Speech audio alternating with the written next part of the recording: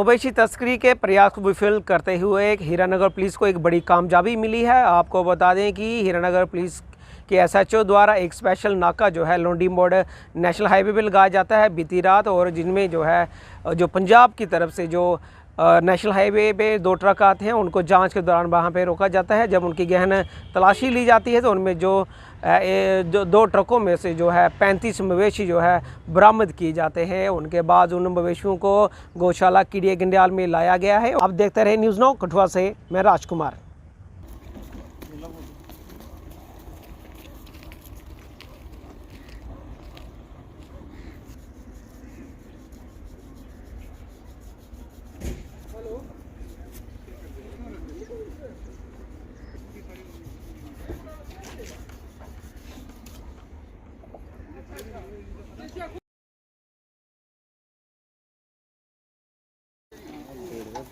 ਉਹ ਤਾਂ ਹੁੰਦੀ ਨਹੀਂ ਫੁੱਲ ਹੈ ਚਲ ਵਕੀਲ ਤੁਸੀਂ ਇੱਡੇ ਨਹੀਂ ਅੱਡੇ ਪਿੱਛੇ ਕੀ ਗਲਤੀ ਹੈ ਦੇ ਜਾਂ 4 4 5